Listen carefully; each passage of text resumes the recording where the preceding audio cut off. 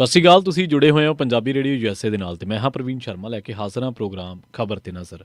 ਖਬਰ ਤੇ ਨਜ਼ਰ ਪ੍ਰੋਗਰਾਮ ਦੇ ਵਿੱਚ ਕਈ ਅਹਿਮ ਤੇ ਕਈ ਖਾਸ ਖਬਰਾਂ ਨੂੰ ਲੈ ਕੇ ਚਰਚਾ ਕਰਨ ਦੇ ਲਈ ਜੁੜ ਚੁੱਕੇ ਨੇ ਪੰਜਾਬ ਤੋਂ ਪੱਤਰਕਾਰ ਦੀਪਕ ਸ਼ਰਮਾ ਚਨਾਰਥਲ ਜੀ। ਸ਼ਰਮਾ ਜੀ, ਸਤਿ ਸ਼੍ਰੀ ਅਕਾਲ। ਸਵਾਗਤ ਹੈ ਜੀ ਪੰਜਾਬੀ ਰੇਡੀਓ USA ਤੇ। ਸਤਿ ਸ਼੍ਰੀ ਅਕਾਲ ਪ੍ਰਵੀਨ ਜੀ, ਸਾਰੇ ਦਰਸ਼ਕਾਂ ਨੂੰ ਸਰੋਤਿਆਂ ਨੂੰ ਮੇਰੀ ਪਿਆਰ ਭਰੀ ਸਤਿ ਸ਼੍ਰੀ ਅਕਾਲ ਜੀ। ਖਬਰ ਤੇ ਨਜ਼ਰ ਪ੍ਰੋਗਰਾਮ ਨੂੰ ਸਪਾਂਸਰ ਕਰਦੇ ਨੇ ਖਾਲਸਾ ਇੰਸ਼ੋਰੈਂਸ ਏਜੰਸੀ ਵਾਲੇ, ਜਿਨ੍ਹਾਂ ਤੋਂ ਤੁਸੀਂ ਹਰ ਤਰੀਕੇ ਦੀ ਇੰਸ਼ੋਰੈਂਸ ਲੈ ਸਕਦੇ ਹੋ। ਇੰਸ਼ੋਰੈਂਸ ਬਾਰੇ ਪਤਾ ਕਰਨ ਦੇ ਲਈ ਇਹਨਾਂ ਦਾ ਨੰਬਰ ਹੈ 4082722500। ਇਹ ਪਿਛਲੇ 3 ਦਹਾਕਿਆਂ ਤੋਂ ਵੱਧ ਸਮੇਂ ਤੋਂ 1992 ਤੋਂ ਲਗਾਤਾਰ ਇੰਸ਼ੋਰੈਂਸ ਬਿਜ਼ਨਸ ਦੇ ਵਿੱਚ ਸ਼ਾਨਦਾਰ ਸੇਵਾਵਾਂ ਦੇ ਰਹੇ ਨੇ। ਅਮਰੀਕਾ ਭਰ ਦੇ ਵਿੱਚ ਇੰਸ਼ੋਰੈਂਸ ਕਰਦੇ ਨੇ। ਓਬਾਮਾ ਕੇਅਰ, ਮੈਡੀਕੇਅਰ ਜਾਂ ਫਿਰ ਕਵਰਡ ਕੈਲੀਫੋਰਨੀਆ ਬਾਬਤ ਤੁਹਾਨੂੰ ਕੋਈ ਸਲਾਹ ਚਾਹੀਦੀ ਹੈ ਜਾਂ ਪਾਲਿਸੀ ਕਰਵਾਉਣ ਦੇ ਲਈ ਅੱਜ ਹੀ ਕਾਲ ਕਰੋ 4082722500 ਤੇ। ਟਰਕੀਅਨ ਇਮੀਗ੍ਰੇਸ਼ਨ ਲਾ ਫਰਮ ਵਾਲੀ ਜੇ ਟਰਕੀਅਨ ਟੌਰਨੀ ਟਰਕੀਅਨ ਦੇ ਨਾਲ ਤੁਸੀਂ US ਇਮੀਗ੍ਰੇਸ਼ਨ ਬਾਬਤ ਕੋਈ ਵੀ ਸਲਾਹ ਕਰਨੀ ਹੈ, ਕੋਈ ਵੀ ਸਵਾਲ ਪੁੱਛਣਾ ਤੇ ਇਹਨਾਂ ਦਾ ਨੰਬਰ ਹੈ 4159090503। ਗੁਰਦੀਪ ਸਿੰਘ ਬਿਰਦੀ ਕਲੋਬੀ, ਸਤਨਾਮ ਸਿੰਘ ਸ਼ੇਰਗਿੱਲ ਸਿਲਮਾ, ਵਿਸਲਾ ਫੈਮਿਲੀ ਕਾਬਲ ਸਿੰਘ ਫ੍ਰੈਜ਼ਨੋ, ਮਨਦੀਪ ਸਿੰਘ, ਸੰਦੀਪ ਕੌਰ ਸੈਨ ਹੋਜ਼ੇ, ਗੁਰਪਾਲ ਸਿੰਘ ਸੈਕਰਾਮੈਂਟੋ ਤੇ ਸਰਬਜੀਤ ਸਿੰਘ ਸ਼ੁਕਰ ਟਰਲਕ ਤੋਂ। ਇਹਨਾਂ ਸਾਰੇ ਹੀ ਸਪਾਂਸਰਸ ਦਾ ਬਹੁਤ ਬਹੁਤ ਧੰਨਵਾਦ। ਤੇ ਜੇਕਰ ਤੁਸੀਂ ਵੀ ਪੰਜਾਬੀ ਰੇਡੀਓ USA ਦੇ ਇਹਨਾਂ ਪ੍ਰੋਗਰਾਮਾਂ ਨੂੰ ਸਪਾਂਸਰ ਕਰਨਾ ਚਾਹੁੰਦੇ ਹੋ ਤਾਂ ਸਟੂਡੀਓ ਦਾ ਨੰਬਰ ਹੈ 408272 ਅੱਜ ਦਾ ਇਹ ਖਬਰ ਤੇ ਨਜ਼ਰ ਪ੍ਰੋਗਰਾਮ ਸਾਲ 2024 ਦੀ 2 ਫਰਵਰੀ ਦਾ ਪ੍ਰੋਗਰਾਮ ਹੈ ਤੇ ਦਿਨ ਅੱਜ ਸ਼ੁੱਕਰਵਾਰ ਹੈ। ਸ਼ਰਮਾ ਜੀ, ਖਬਰਾਂ ਦੇ ਵੱਲ ਆਈਏ। ਸ਼ੁਰੂਆਤ ਕਰੀਏ ਕੇਜਰੀਵਾਲ ਤੋਂ। ਕਹਿੰਦੇ Delhi crime branch police Kejriwal ਦੇ ਘਰ ਪਹੁੰਚ ਗਈ ਹੈ ਜੀ।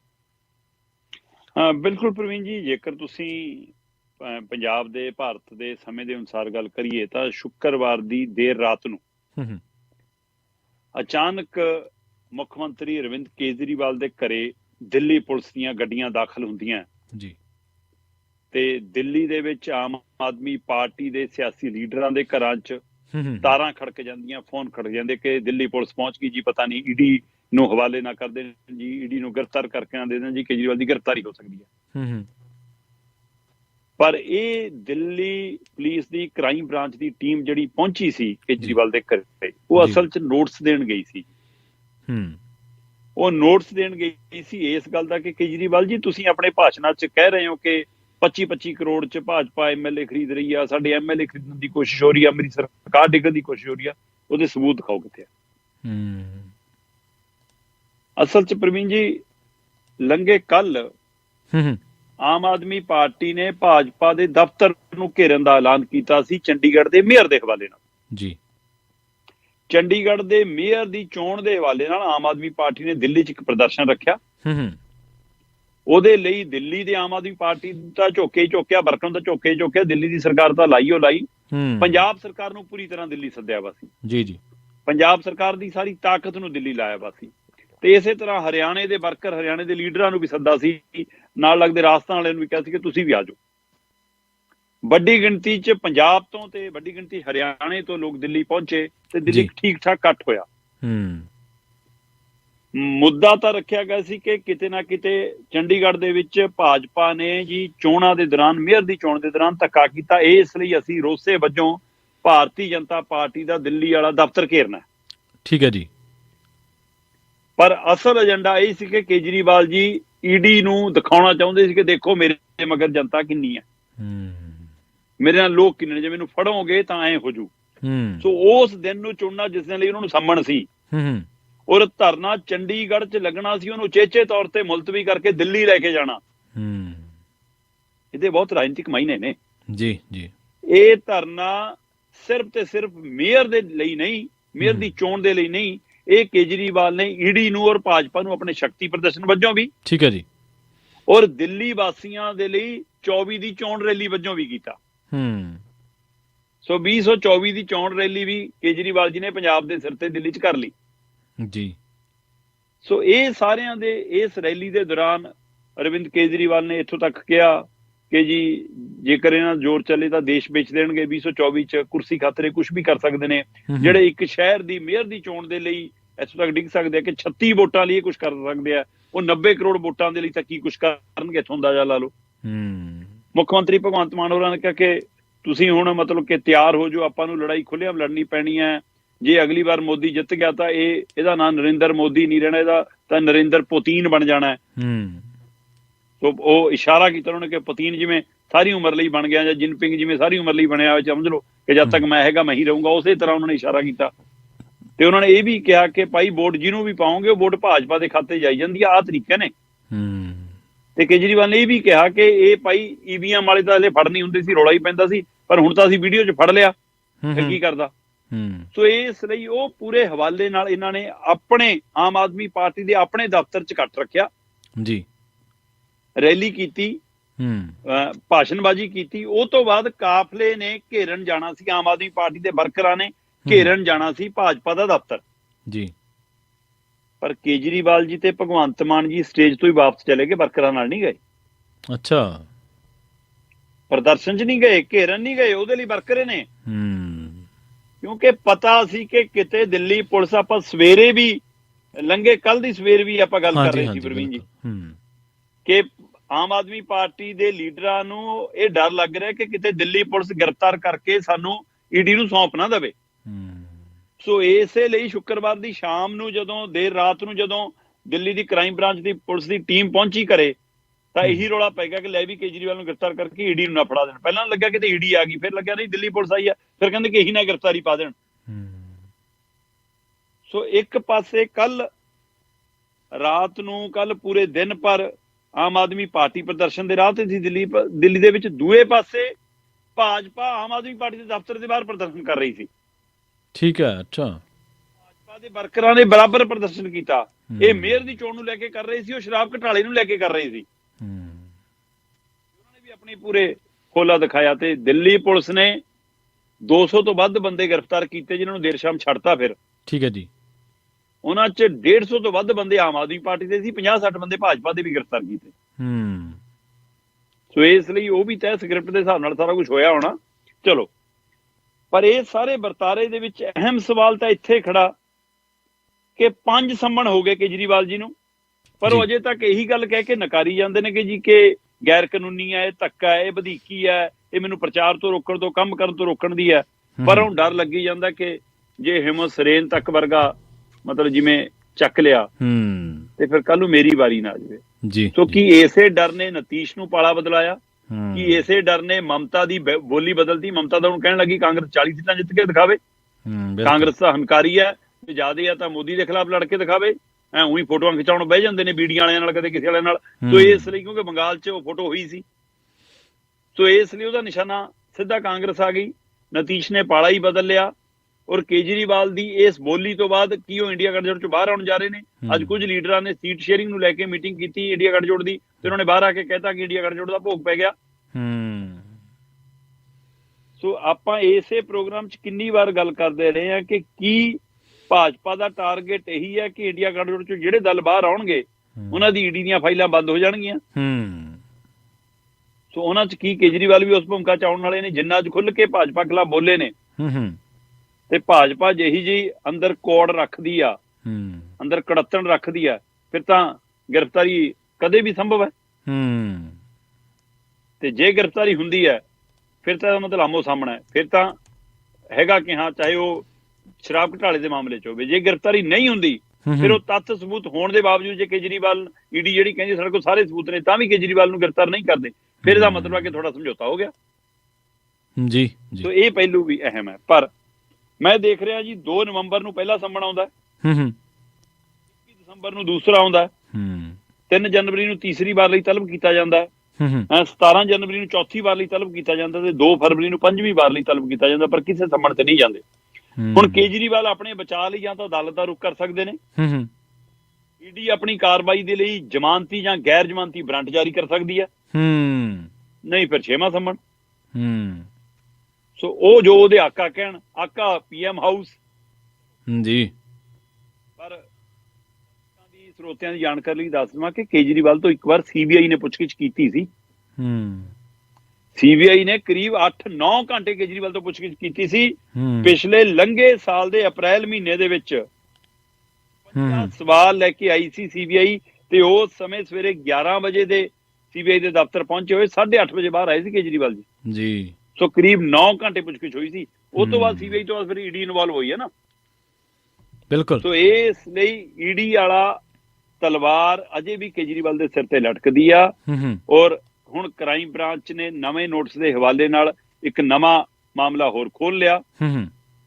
ਸੋ ਉਸ ਮਾਮਲੇ 'ਚ ਕੇਜਰੀਵਾਲ ਦੇ ਲਈ ਵੀ ਇੱਕ ਨਵੀਂ ਚੁਣੌਤੀ ਖੜੀ ਹੋ ਗਈ ਆ। ਦਿੱਲੀ ਦੇ ਵਿੱਚ ਦਵਾਈਆਂ ਵਾਲਾ ਪਹਿਲੂ ਖੁੱਲਿਆ ਹੋਇਆ। ਸੋ ਇਸ ਲਈ ਕਿੰਨੇ ਪਹਿਲੂਆਂ ਤੇ ਆਮ ਆਦਮੀ ਪਾਰਟੀ ਦਿੱਲੀ 'ਚ ਘਿਰਦੀ ਜਾ ਰਹੀ ਆ, ਤੇ ਉਹਦੇ ਲਈ ਬਚਾਉਣ ਦੇ ਲਈ ਪੂਰੀ ਪੰਜਾਬ ਸਰਕਾਰ ਤੇ ਪੰਜਾਬ ਸੂਬੇ ਦੀ ਤਾਕਤ ਝੋਕੀ ਹੋਈ ਆ। ਸੋ ਕਦੋਂ ਤੱਕ ਕੇਜਰੀਵਾਲ ਬਚ ਪਾਉਂਦੇ ਨੇ ਜਾਂ ਕਿਸ ਹਿੱਲੇ ਬਚ ਪਾਉਂਦੇ ਨੇ, ਇਹ ਆਉਣ ਵਾਲਾ ਸਿਆਸਤ ਦਾ ਨਵਾਂ ਰੰਗ ਦੱਸੇਗਾ। ਜੀ ਜੀ ਸ਼ਰਮਾ ਜੀ, ਜੇ ਇਹੀ ਜ਼ੋਰ ਰਾਜਾਂ ਦੇ ਅਧਿਕਾਰਾਂ ਵਾਸਤੇ ਲਾਇਆ ਹੁੰਦਾ ਇਹਨਾਂ ਸਾਰਿਆਂ ਨੇ, ਤਾਂ ਸ਼ਾਇਦ ਅੱਜ ਨੂੰ ਇਹ ਵੀ ਮਾੜਾ ਮੋਟਾ ਬਚੇ ਹੁੰਦੇ, ਜਿਵੇਂ ਨਿਤਿਸ਼ ਕੁਮਾਰ। ਪ੍ਰਵੀਨ ਜੀ ਅੱਜ ਲੀਡਰ ਚੱਕਿਆ ਇੱਕ ਹਰਿਆਣੇ 'ਚ ਆਮ ਆਦਮੀ ਪਾਰਟੀ ਦਾ। ਠੀਕ ਹੈ ਜੀ। ਕੇਜਰੀਵਾਲ ਜੀ ਤੇ ਭਗਵੰਤ ਮਾਨ ਜੀ ਨੇ ਇਸ ਗੱਲ ਦਾ ਜ਼ਿਕਰ ਕੀਤਾ ਕਿ ਦੇਖੋ ਜੀ ਕਿਵੇਂ ਧੱਕਾ ਕਰਦੇ ਨੇ। ਉਹਨਾਂ ਨੇ ਇਹ ਵੀ ਕਿਹਾ ਜੀ ਕਿ ਦੇਖੋ ਜੀ ਸਾਡੇ ਨਾਲ ਵਧੀਕੀਆਂ ਕਰਦੇ ਨੇ, ਸਾਨੂੰ ਪ੍ਰਚਾਰ ਕਰਨ ਤੋਂ ਰੋਕਦੇ ਨੇ।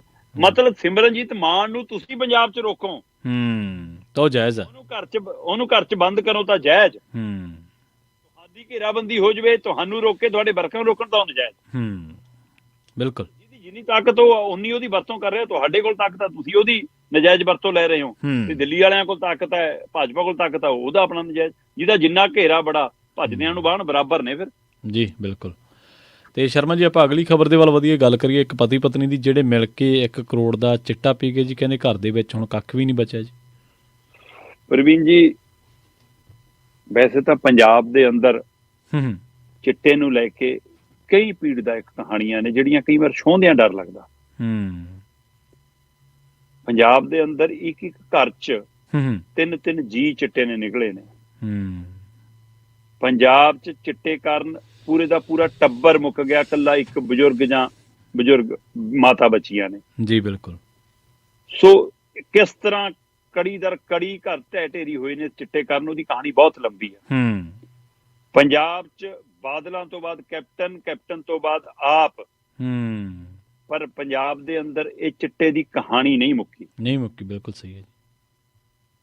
ਇੱਥੋਂ ਅੰਦਾਜ਼ਾ ਲੱਗ ਸਕਦਾ ਹੈ ਕਿ ਅੱਜ ਦੀ ਤਰੀਕ ਦੇ ਵਿੱਚ ਵੀ ਪੰਜਾਬ ਦੇ ਅੰਦਰ ਹਰ ਰੋਜ਼ 1 ਤੋਂ 2 ਨਸ਼ੇ ਦੀ ਓਵਰਡੋਜ਼ ਨਾਲ ਮੌਤਾਂ ਦੀ ਖਬਰ ਆਉਂਦੀ ਆ, ਪਰ ਉਹ ਖਬਰ ਨੂੰ ਲੁਕਾਇਆ, ਦਬਾਇਆ, ਛੁਪਾਇਆ ਜਾਂਦਾ। ਤੇ ਇਸ ਲਈ ਇਹ ਪੰਜਾਬ ਦੀ ਸੱਚ ਦੀ ਤਸਵੀਰ ਹੈ। ਪਰ ਜੇ ਕਹਾਣੀ ਦਾ ਅੰਤ ਸੁਖਾਵਾਂ ਹੋਵੇ ਪ੍ਰਵੀਨ ਜੀ, ਫਿਰ ਉਹ ਕਹਾਣੀ ਛੋਹ ਲੈਣੀ ਚਾਹੀਦੀ ਹੈ, ਚਾਹੇ ਉਹ ਪੀੜਦਾਇਕ ਹੋਵੇ, ਚਾਹੇ ਦਰਦ ਵਾਲੀ ਹੋਵੇ। ਅੱਜ ਇਹ ਕਹਾਣੀ ਛੋਹਣ ਦਾ ਮਕਸਦ ਇਹੀ ਹੈ ਜੀ। ਪ੍ਰਵੀਨ ਜੀ, ਜਦੋਂ ਮੈਂ ਇਹ ਸਾਰੇ ਤੱਥ ਦੇਖ ਰਿਹਾ ਸੀ, ਮੈਂ ਇਹਦੀ ਪੜਚੋਲ ਕਰ ਰਿਹਾ ਸੀ, ਤਦ ਮੈਂ ਇਹ ਮਹਿਸੂਸ ਕਰ ਰਿਹਾ ਸੀ ਕਿ ਜਦੋਂ ਇਹ ਮੇਰੇ ਗੱਲ ਸਾਹਮਣੇ ਆਈ ਕਿ ਇਸ ਆਦਮੀ ਤੀਮੀ ਦੇ ਜੋੜੇ ਨੇ 1 ਕਰੋੜ ਤੋਂ ਵੱਧ ਦਾ ਚਿੱਟਾ ਪੀ ਲਿਆ ਜੀ, ਤਾਂ ਮੈਂ ਇਹ ਸਮਝਣ ਦੀ ਕੋਸ਼ਿਸ਼ ਕਰ ਰਿਹਾ ਸੀ ਕਿ ਚਿੱਟਾ ਪੰਜਾਬ ਪੀ ਰਿਹਾ ਕਿ ਪੰਜਾਬ ਨੂੰ ਚਿੱਟਾ ਪੀ ਰਿਹਾ। ਬਿਲਕੁਲ ਸਹੀ ਹੈ। ਚਿੱਟਾ ਪੀ ਗਿਆ ਪੰਜਾਬ ਨੂੰ ਕਿ ਪੰਜਾਬ ਨੇ ਚਿੱਟਾ ਪੀਤਾ। ਹਾਲਤ ਇਹ ਹੈ ਕਿ ਗੁਰਦਾਸਪੁਰ ਦੇ ਖੇਤਰ ਦੀ ਇਹ ਸੱਚੀ ਕਹਾਣੀ ਹੈ। ਗੁਰਦਾਸਪੁਰ ਖੇਤਰ ਦਾ ਇੱਕ ਨੌਜਵਾਨ ਮੁੰਡਾ ਜੀ, ਕਹਿੰਦੇ ਸਰੂ ਵਰਗਾ ਉਹਦਾ ਕੱਦ ਤੇ ਤਕੜਾ ਜੁੱਸਾ, ਤੇ ਜਦੋਂ ਕਹਿੰਦੇ ਉਹ ਚੜ੍ਹਦੀ ਉਮਰੇ ਘੋਲ ਦੇ ਮੈਦਾਨ 'ਚ ਖਾੜੇ 'ਚ ਨਿੱਤਰਦਾ ਸੀ, ਕਹਿੰਦੇ ਕੋਈ ਚੰਗਿਆਂ ਦੀ ਪਠਲਵਾਨ ਦਾ ਸੀ ਜੀ। ਤੇ ਮਾਂ ਪਿਓ ਨੂੰ ਮਾਣ ਹੋਣ ਲੱਗਿਆ ਤੇ ਪਿੰਡਾਂ 'ਚ ਸੱਥਾਂ 'ਚ ਉਹਦੀਆਂ ਗੱਲਾਂ ਚੱਲਣ ਲੱਗੀਆਂ ਜੀ, ਤੇ ਫਿਰ ਉਹਦੇ ਆਲੇ ਦੁਆਲੇ ਢਾਣੀਆਂ ਜੁੜਨ ਲੱਗ ਪਈਆਂ। ਤੇ ਉਹ ਢਾਣੀਆਂ ਉਸ ਮੁੰਡੇ ਦੀ ਸਰੀਰ ਨੂੰ ਦੇਖਦਿਆਂ, ਉਸ ਦੀ ਤਾਕਤ ਨੂੰ ਦੇਖਦਿਆਂ, ਉਸ ਦੇ ਦਮਖਮ ਨੂੰ ਦੇਖਦਿਆਂ ਉਹਨੂੰ ਲੜਾਈਆਂ ਝਗੜਿਆਂ ਲਈ ਲਿਜਾਣ ਲੱਗ ਪਈਆਂ। ਤੇ ਉਸ ਮੁੰਡੇ ਦੇ ਪੈਰ ਨਾ ਥੱਲੇ ਲੱਗਣ, ਉਹ ਇਹ ਕਿੱਸਾ ਪੜ੍ਹਦਿਆਂ ਡਾਕੂਆਂ ਦਾ ਮੁੰਡਾ ਵੀ ਯਾਦ ਆਇਆ। ਮੇਰੇ ਉਹ ਕਿਤਾਬ ਫਿਰ ਯਾਦ ਆਈ। ਤੇ ਉਸ ਹਵਾਲੇ ਨਾਲ ਉਹ ਕਹਿੰਦਾ ਕਿ ਮੈਂ ਉਹਨਾਂ ਨਾਲ ਜਾਣ ਲੱਗਾ ਤੇ ਮੈਂ ਫਿਰ ਉਹ ਪਿੜ ਵੀ ਜਿੱਤਣ ਲੱਗ ਪਿਆ, ਲੜਾਈਆਂ ਵਾਲੇ, ਕੁੱਟਮਾਰ ਵਾਲੇ ਵੀ। ਤੇ ਕਹਿੰਦਾ ਕਿ ਮੇਰੀ ਹਵਾ ਵਿਗੜਨ ਲੱਗੀ ਕਿ ਲੈ ਵੀ ਆਪਣੀ ਤਾਂ ਚੜ੍ਹਾਈ ਹੁੰਦੀ ਜਾ ਰਹੀ ਆ, ਆਪਣੇ ਮਗਰ ਤਾਂ ਇੰਨੇ ਬੰਦੇ ਨਾਲ ਫਿਰਦੇ ਨੇ। ਤੇ ਇੱਕ ਲੜਾਈ 'ਚ ਕਹਿੰਦੇ ਮੈਂ ਜ਼ਖਮੀ ਹੋ ਗਿਆ। ਠੀਕ ਹੈ ਜੀ। ਤੇ ਉਹ ਜ਼ਖਮੀ ਹੋਣ ਵਾਲੀ, ਇਹ 28 ਸਾਲ ਦੀ ਉਮਰ ਹੈ ਮੁੰਡੇ ਦੀ ਅਜੇ ਉਸ ਸਮੇਂ ਜਦੋਂ ਇਹ ਘਟਨਾ ਵਾਪਰਦੀ ਹੈ। ਹੁਣ ਤਾਂ ਉਹਦੀ ਮਤਲਬ 10 ਸਾਲ ਤਾਂ ਉਹਦੇ ਵਿਆਹ ਨੂੰ ਹੋਲੇ ਜੀ। ਠੀਕ ਹੈ। ਤੇ ਉਹ ਕਹਿੰਦਾ ਕਿ ਉਸ ਸਮੇਂ ਜ਼ਖਮੀ ਹੋਇਆ ਜਦੋਂ, ਤੇ ਨਾਲ ਦੇ ਸਾਥੀਆਂ ਨੇ ਕਿਹਾ ਕਿ ਦਰਦ ਘਟਾਉਣ ਦਾ ਇੱਕ ਆਹੀ ਤਰੀਕਾ ਲੈ ਲਾ। ਤੇ ਕਹਿੰਦਾ ਮੈਂ ਚਿੱਟਾ ਕੀ ਲਿਆ, ਮੈਂ ਚਿੱਟੇ ਦੀ ਗਿਰਫਤ 'ਚ ਆ ਗਿਆ। ਉਹ ਅੱਛਾ। ਇਹ ਕਹਾਣੀ ਮੈਂ ਉਸੇ ਪਤੀ ਪਤਨੀ ਦੇ ਜੋੜੇ ਦੇ ਹਵਾਲੇ ਨਾਲ ਸਾਂਝੀ ਕਰ ਰਿਹਾ। ਮੈਂ ਇਸ ਲਈ ਸਿਰਫ ਇਲਾਕਾ ਗੁਰਦਾਸਪੁਰ ਦੇ ਹਵਾਲੇ ਨਾਲ ਗੱਲ ਕਰ ਰਿਹਾ। ਉਹ ਕਹਿੰਦਾ ਮੈਂ ਚਿੱਟਾ ਲੈਣ ਲੱਗ ਪਿਆ ਤੇ ਘਰੇ ਕਲੇਸ਼ ਰਹਿਣ ਲੱਗ ਪਿਆ। ਠੀਕ ਹੈ ਜੀ। ਇਹ ਸਭ ਦੇ ਦਰਮਿਆਨ ਸਰਕਾਰੀ ਮੁਲਾਜ਼ਮ ਮੇਰਾ ਬਾਪੂ ਚੜ੍ਹਾਈ ਕਰ ਗਿਆ। ਕਹਿੰਦਾ ਤੇ ਬਾਪੂ ਦੇ ਜਾਣ ਤੋਂ ਬਾਅਦ ਕਹਿੰਦਾ ਨੌਕਰੀ ਮਿਲ ਗਈ ਬੇਬੇ ਨੂੰ, ਤੇ ਬੇਬੇ ਤੋਂ ਪੈਸੇ ਕਢਾਉਣੇ ਕਹਿੰਦਾ ਮੈਨੂੰ ਹੋਰ ਆਸਾਨ ਹੋ ਗਏ। ਮਾਮਾ ਤਾਂ ਇੱਥੋਂ ਤੱਕ ਮੈਂ ਇਮੋਸ਼ਨਲ ਦੇਖੀਆਂ ਕਿ ਜਿਹੜੀਆਂ ਦੇਖਦੀਆਂ ਕਿ ਮੇਰਾ ਪੁੱਤ ਚਿੱਟੇ ਨਾਲ ਤਿਲ ਤਿਲ ਮਰਦਾ, ਪਰ ਜਦ ਚਿੱਟੇ ਦੀ ਤੋੜ ਲੱਗਦੀ ਤਾਂ ਉਹ ਕਹਿੰਦੀਆਂ ਮੇਰਾ ਜੋ ਵੇਚਣਾ ਵੇਚਦੇ, ਮੇਰੇ ਪੁੱਤ ਨੂੰ ਚਿੱਟਾ ਹੀ ਲਿਆ ਦੇ। ਕਿ ਨਿਆਣਾ ਤੜਫਦਾ ਵੀ ਨਹੀਂ ਦੇਖ ਹੁੰਦਾ ਸਭ ਤੋਂ। ਇਹ ਹਾਲਤ 'ਚ ਵੀ ਮਾਵਾਂ ਨਿਕਲਦੀਆਂ, ਉਹਦਾ ਨਜਾਇਜ਼ ਫਾਇਦਾ ਵੀ ਜਵਾਕ ਚੱਕਦੇ ਨੇ। ਤੇ ਇਸੇ ਲਈ ਉਹ ਮਾਂ ਦੇ ਪੈਸਿਆਂ ਨਾਲ ਕਹਿੰਦੇ ਕਿ ਮੈਂ ਚਿੱਟੇ ਦੀ ਗਿਰਫਤ 'ਚ ਹੋਰ ਜਾਂਦਾ ਰਿਹਾ। ਤੇ ਇਹ ਸਭ ਦੇ ਦਰਮਿਆਨ ਉਹਨੂੰ ਇਸ਼ਕ ਹੋ ਗਿਆ। ਪ੍ਰਵੀਨ ਜੀ ਜਦੋਂ ਇਸ਼ਕ ਹੋਇਆ ਤੇ ਉਹ ਇਸ਼ਕ ਪ੍ਰਵਾਨ ਵੀ ਚੜਿਆ ਉਹਦਾ। ਉੱਥੇ ਕੁੜੀ ਨਾਲ ਉਹਦਾ ਵਿਆਹ ਹੋ ਗਿਆ ਜੀ। ਵਿਆਹ ਹੋਣ ਤੋਂ ਬਾਅਦ ਉਸ ਮਾਂ ਦੀ ਧੀ ਨੂੰ ਪਤਾ ਲੱਗਿਆ ਕਿ ਜਿਹਦੇ ਨਾਲ ਮੈਂ ਪਿਆਰ ਕਰਦੀ ਸੀ ਉਹ ਤਾਂ ਚਿੱਟੇ ਨੂੰ ਪਿਆਰ ਕਰਦਾ, ਉਹ ਤਾਂ ਚਿੱਟੇ ਦਾਦੀ ਆ। ਤੇ ਉਹਨੇ ਵਾਸਤੇ ਪਾਏ ਪਰ ਉਹਨੇ ਚਿੱਟਾ ਨਹੀਂ ਛੱਡਿਆ। ਉਹਨਾਂ ਦੇ ਘਰੇ ਜਵਾਕੜੀ ਜੰਮ ਪਈ। ਉਹਨੇ ਉਸ ਬੱਚੀ ਦੇ ਹਵਾਲੇ ਨਾਲ ਵੀ ਵਾਸਤੇ ਪਾਏ ਕਿ ਹੁਣ ਤਾਂ ਛੱਡ ਦੇ, ਆਪਾਂ ਪਿਓ ਬਣ ਗਏ ਆ, ਉਹ ਵੀ ਇੱਕ ਧੀ ਦੇ, ਪਰ ਉਹਨੇ ਚਿੱਟਾ ਨਹੀਂ ਛੱਡਿਆ। ਤੇ ਇਹ ਸਭ ਦੇ ਦਰਮਿਆਨ ਹੀ ਉਹਦੀ ਧਰਮ ਪਤਨੀ, ਉਹਦੀ ਜਿਹੜੀ ਮਤਲਬ ਕਿ ਪਿਆਰ ਵਿਆਹ 'ਚ ਵਿਆਹ ਕੇ ਲਿਆਂਦੀ ਸੀ, ਉਹ ਦੂਜੀ ਵਾਰ ਗਰਭਵਤੀ ਹੋ ਗਈ। ਤੇ ਦੂਜੀ ਵਾਰ ਗਰਭਵਤੀ ਹੋਣ ਤੇ ਇੱਕ ਦਿਨ ਕਹਿੰਦੇ ਕਿ ਉਹਨੂੰ ਇੱਕ ਬੱਚੇ ਵਾਲੀਆਂ ਪੀੜਾਂ ਤੇ ਦੂਜੀਆਂ ਕਹਿੰਦੇ ਸਰਵਾਈਕਲ, ਉਹ ਦੋਹਰੀ ਪੀੜ 'ਚੋਂ ਜਦੋਂ ਲੰਘ ਰਹੀ ਸੀ ਤਾਂ ਉਹਨੇ ਘਰ ਵਾਲੇ ਨੂੰ ਕਹਿਤਾ ਕਿ ਹੋਰ ਨਹੀਂ ਤਾਂ ਮੈਨੂੰ ਕੋਈ ਦਵਾਈ ਬੂਟੀ ਉਹ ਲਿਆ ਦੇ, ਮੇਰੀ ਬਹੁਤ ਬੁਰੀ ਹਾਲ ਆ। ਤੇ ਉਹਨੇ ਦਵਾਈ ਬੂਟੀ ਦੀ ਬਜਾਏ ਉਹਨੂੰ ਚਿੱਟਾ ਦੱਸ ਦਿੱਤਾ ਕਿ ਲੈ ਆਹ ਦਰਦ ਤੇਰੇ ਦੂਰ ਕਰ ਦੂ। ਹੁਣ ਲੱਗਿਆ ਕਿ ਜਿਹੜਾ ਮੇਰੇ ਕਲੇਸ਼ਾਂ ਨਿਪਟਣਗੇ। ਤੇ ਉਹਨੇ ਚਿੱਟਾ ਅਜਿਹਾ ਲਿਆ, ਉਹ ਵੀ ਚਿੱਟੇ ਦੀ ਹੋ ਕੇ ਰਹਿ ਗਈ। ਤੇ ਪ੍ਰਵੀਨ ਜੀ ਉਹ ਆਪ ਦੱਸਦੇ ਨੇ ਕਿ ਜਿੱਦਣ ਸਾਡੇ ਘਰ ਦੂਆ ਜਵਾਕ ਮੁੰਡਾ ਜੰਮਿਆ ਉਦਣ ਵੀ ਮੈਂ ਚਿੱਟੇ ਦੀ ਲੋਰ ਸੀ। ਜਵਾਕ ਜੰਮਣ ਲੱਗੇ ਵੀ ਮੈਂ, ਉਹ ਕਹਿੰਦੀ ਮੈਂ ਇੰਨੀ ਆਦੀ ਹੋ ਗਈ ਕਿ 3 ਟਾਈਮ ਪੱਕਾ ਸੀ ਮੇਰਾ, ਸਵੇਰੇ ਦੁਪਹਿਰੇ ਸ਼ਾਮੀ।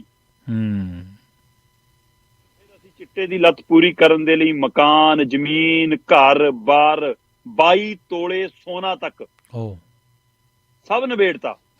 ਤੇ ਰਿਸ਼ਤੇਦਾਰਾਂ ਤੋਂ, ਦੋਸਤਾਂ ਮਿੱਤਰਾਂ ਨੇੜਲਿਆਂ ਤੋਂ ਪੈਸੇ ਫੜ ਫੜ ਚਿੱਟਾ ਲਿਆ। ਤੇ ਕਹਿੰਦੀ ਕੁਝ ਰਿਸ਼ਤੇਦਾਰਾਂ ਤੋਂ ਅਸੀਂ ਕੰਨੀ ਕਤਰਾਉਣ ਲੱਗੇ ਕਿ ਪੈਸੇ ਵਾਪਸ ਮੰਗਣਗੇ, ਤੇ ਕੁਝ ਰਿਸ਼ਤੇਦਾਰ ਨੇੜਲੇ ਸਾਤੋਂ ਕੰਨੀ ਕਤਰਾਉਣ ਲੱਗੇ ਕਿ ਪੈਸੇ ਮੰਗ ਕੇ ਚਿੱਟਾ ਲੈਣਗੇ। ਤੇ ਜਦੋਂ ਸਭ ਦਾ ਸਾਥ ਛੁੱਟ ਗਿਆ ਤੇ ਕੁਝ ਵੀ ਵੇਚਣ ਕਰਨ ਨੂੰ ਨਹੀਂ ਰਿਹਾ, ਫਿਰ ਅਸੀਂ ਦੇਖਿਆ ਕਿ ਅਸੀਂ ਇਹਨਾਂ ਜਵਾਕਾਂ ਲਈ ਕੀ ਛੱਡ ਕੇ ਮਰਾਂਗੇ। ਤੇ ਹੁਣ ਪਿਛਲੇ 23-24 ਦਿਨਾਂ ਤੋਂ ਇੱਕ ਨਸ਼ਾ ਛਡਾਊ ਕੇਂਦਰ 'ਚ ਹੈ ਉਹ ਜੋੜਾ ਜੀ। ਤੇ ਪਿਛਲੇ 23 ਦਿਨਾਂ ਤੋਂ ਉਹਨਾਂ ਨੇ ਹੁਣ ਕੋਈ ਨਸ਼ਾ ਨਹੀਂ ਕੀਤਾ। ਤੇ ਉਹ ਕਹਿੰਦੇ ਕਿ ਅਸੀਂ ਇਹੀ ਅਪੀਲ ਕਰਦੇ ਹਾਂ ਕਿ ਅਸੀਂ ਤਾਂ ਗਵਾ ਕੇ ਸਮਝੇ ਹਾਂ, ਪਰ ਪੰਜਾਬ ਦੇ ਨੌਜਵਾਨੋਂ ਗਵਾਉਣ ਤੋਂ ਪਹਿਲਾਂ ਸਮਝ ਲਿਓ। ਇਸ ਲਈ ਬੇਸ਼ੱਕ ਇਹ ਕਹਾਣੀ ਦਰਦਨਾਕ, ਪੀੜਦਾਇਕ ਆ ਤੇ ਸਾਰਾ ਕੁਝ ਲਟਾ ਚੁੱਕੇ ਨੇ ਹੁਣ ਉਹ ਕਹਿੰਦੇ ਅਸੀਂ ਆਪਣੇ ਲਈ ਨਹੀਂ, ਇਹਨਾਂ ਦੋਆਂ ਜਵਾਕਾਂ ਲਈ ਦੁਬਾਰਾ ਜ਼ੀਰੋ ਤੋਂ ਸ਼ੁਰੂ ਕਰਾਂਗੇ, ਇਹਨਾਂ ਲਈ ਜੀਵਾਂਗੇ। ਪਰ ਇਹ ਕਹਾਣੀ ਦਾ ਅੰਤ ਸੁਖਾਵਾਂ ਹੈ ਕਿ ਦੇਰ ਆਏ ਚਾਹੇ ਦਰੁਸਤ ਆਏ। ਸੋ ਇਸ ਲਈ ਇਹ ਮੈਨੂੰ ਲੱਗਿਆ ਕਿ ਪ੍ਰਵੀਨ ਜੀ ਸਾਨੂੰ ਆਪਣੇ ਦਰਸ਼ਕਾਂ ਨਾਲ ਸਾਂਝੀ ਕਰਨੀ ਚਾਹੀਦੀ। ਔਰ ਮੈਂ ਚਾਹਾਂਗਾ ਕਿ ਸਾਡੇ ਦਰਸ਼ਕ ਜੇਕਰ ਉਹਨਾਂ ਦਾ ਕੋਈ ਨੇੜਲਾ, ਉਹਨਾਂ ਦਾ ਆਪਣਾ ਜੀ, ਕੋਈ ਪਰਿਵਾਰ ਦਾ ਕੋਈ ਮਿੱਤਰ ਸੱਜਣ ਪਿੰਡ ਸ਼ਹਿਰ ਦਾ ਹੈਗਾ ਤਾਂ ਉਹਦੇ ਨਾਲ ਇਹੋ ਜਿਹੀਆਂ ਕਹਾਣੀਆਂ ਜ਼ਰੂਰ ਸਾਂਝੀਆਂ ਕਰੋ ਤਾਂ ਕਿ ਉਹ 'ਚ ਉੱਭਰ ਕੇ ਆਵੇ।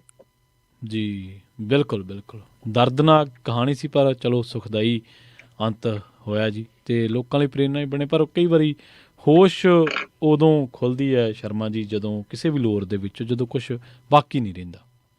ਬਿਲਕੁਲ। ਤੇ ਪੰਜਾਬ ਦਾ ਇੱਕ ਕਹਿੰਦੇ ਪਿੰਡ ਅਜਿਹਾ ਹੈ ਜਿੱਥੇ ਇੱਕ ਹੀ ਮਾਸਟਰ ਹੈ ਤੇ ਉੱਥੇ ਇੱਕ ਹੀ ਵਿਦਿਆਰਥੀ ਹੈ ਜੀ ਸਕੂਲ ਦੇ ਵਿੱਚ।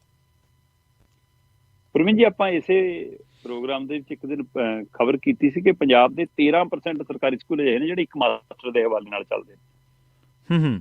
ਇੱਕ ਮਾਸਟਰ ਹੈ, 13% ਪੰਜਾਬ ਦੇ ਸਕੂਲ ਇਹੋ ਜਿਹੇ ਨੇ ਜੀ ਜੀ। ਸੋ ਵੱਡੀ ਗਿਣਤੀ ਹੈ।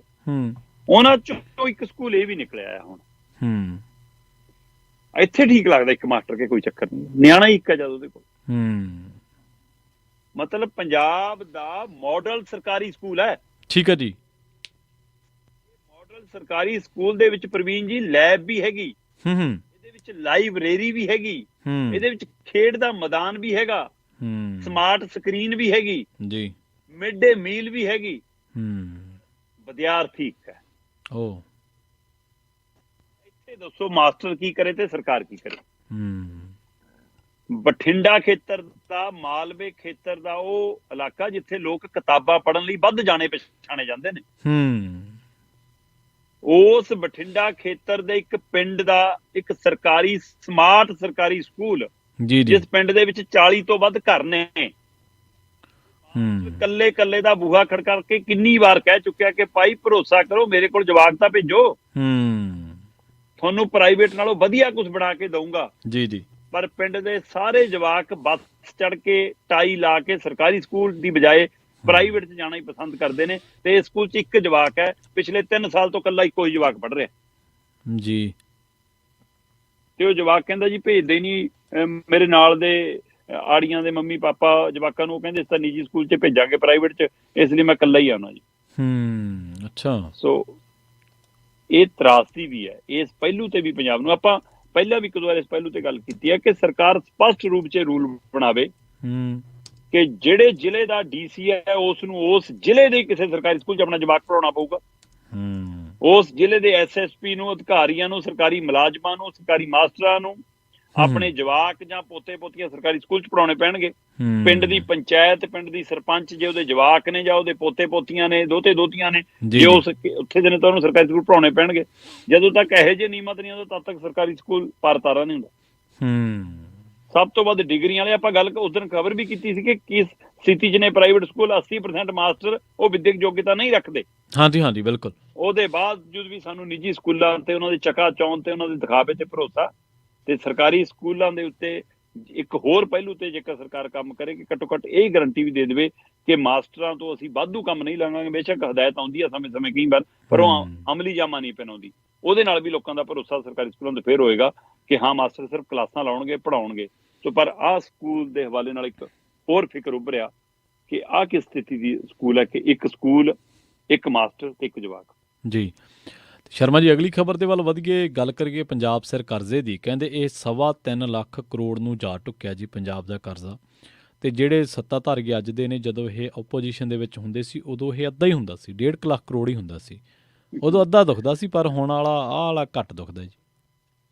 ਪਰਮੀਨ ਜੀ, ਆਪਾਂ ਕਿੰਨੀ ਵਾਰ ਇਸ ਪ੍ਰੋਗਰਾਮ 'ਚ ਗੱਲ ਕੀਤੀ ਹੈ ਕਿ ਮੌਜੂਦਾ ਸਰਕਾਰ 4,000 ਕਰੋੜ ਦੀ ਔਸਤ ਕਰਜ਼ਾ ਚੁੱਕੀ ਜਾਂਦੀ ਹੈ ਹਰ ਮਹੀਨੇ। ਹਾਂਜੀ ਹਾਂਜੀ ਬਿਲਕੁਲ। ਤੇ ਅੱਜ ਦੀ ਤਰੀਕ 'ਚ ਪੰਜਾਬ ਸਿਰ ਦੇ ਉੱਤੇ ਕੁੱਲ ਕਰਜ਼ਾ 3.25 ਲੱਖ ਕਰੋੜ ਨੂੰ ਜਾ ਟੁੱਕਿਆ। ਬਿਲਕੁਲ 3 ਕਰੋੜ 20 ਲੱਖ ਤੋਂ ਉੱਪਰ ਹੋ ਗਿਆ ਪੰਜਾਬ ਦੇ ਸਿਰ ਦਾ ਕਰਜ਼ਾ।